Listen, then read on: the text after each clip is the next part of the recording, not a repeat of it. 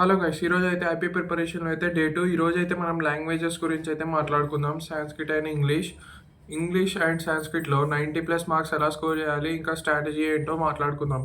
సాంస్క్రిట్లో అయితే నేను చెప్పే annotations, VSAQs, SAQs, long answers, ఇంకా గ్రామర్ అయితే చదివితే కన్ఫర్మ్ అయితే మీకైతే 90+ మార్క్స్.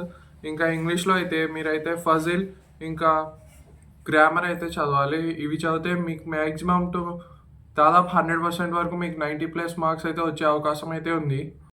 సాంస్క్రిట్లో అయితే ఇప్పుడు నేను చెప్పబోయే చాప్టర్స్ ఇంకా ఏ లెసన్ అయితే చదువుకోవాలి, మేజర్ ఇంపార్టెంటో అవైతే నేను చెప్తాను, నోట్ చేసుకోండి. లేదంటే నేనైతే ఇక్కడ అయితే పేస్ట్ చేస్తాను, చూసేసేయండి. ఫస్ట్ అయితే ఎస్ఏక్యూస్లో అయితే ఫస్ట్ సెకండ్ ఫోర్త్ లెసన్స్ పోయిటరీలో, ప్రోజ్లో కూడా ఫస్ట్ సెకండ్ ఫోర్త్ లెసన్స్ అయితే నేర్చుకోండి. వీటిలో అన్ని క్వశ్చన్ ఆన్సర్స్ అయితే నేర్చుకుంటే మీకైతే ఖచ్చితంగా దీనిలోంచే వస్తాయి. వేరే క్వశ్చన్స్ అయితే మీరైతే చాయిస్కి వదులుకోవచ్చు. ఇంకా ఎల్ఏక్యూస్లో అయితే ఫస్ట్ లెసన్ సెకండ్ లెసన్ హన్మదోపదేశ రఘుహో శౌర్యం. ఇంకా ప్రోజ్లో అయితే ఫస్ట్ సెకండ్ లెసన్.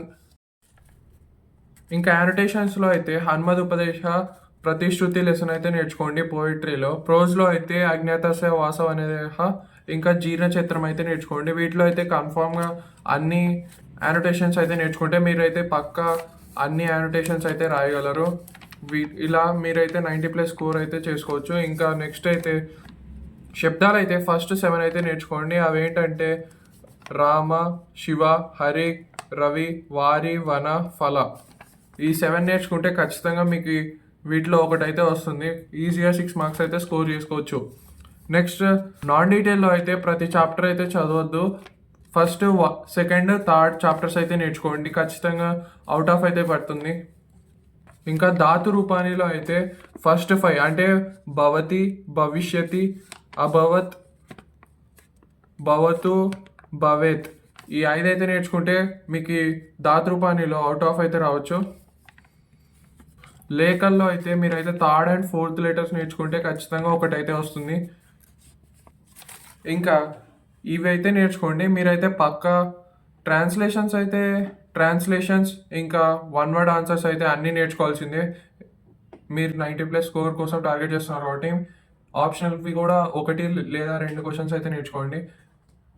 ఇంకా ఇలా సాంస్క్రిట్ ఎగ్జామ్ అయితే ప్రిపేర్ అయ్యి ఈజీగా 90+ మార్క్స్ అయితే స్కోర్ చేసుకోవచ్చు.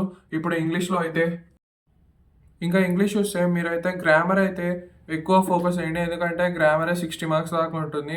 ఇంకా క్వశ్చన్ ఆన్సర్స్ అయితే 2 యానోటేషన్స్ 2 పారాగ్రాఫ్ ఆన్సర్స్ వస్తాయి.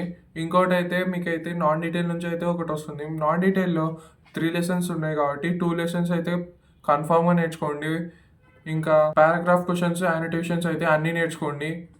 ఇంకా చాలా మంది అయితే ఫజిల్ అయితే నేర్చుకుంటున్నారు, కానీ మ్యాక్సిమం మార్క్స్ స్కోర్ చేయాలంటే ఫజిల్ కన్నా అన్ని క్వశ్చన్స్ నేర్చుకోవడమే మేలు అని నా సజెషన్.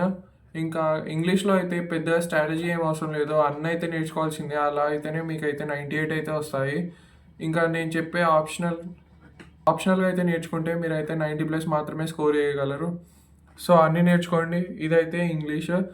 ఇంకా సబ్జెక్ట్స్ అయితే నేర్చుకోండి. ఇంకా ఇలా కంటెంట్ నచ్చితే ఫాలో చేసుకొని సబ్స్క్రైబ్ చేసుకోండి. ఇంకా మీ ఇంటర్ ఫస్ట్ ఇయర్ చదివే ఫ్రెండ్కి అయితే షేర్ చేసేయండి.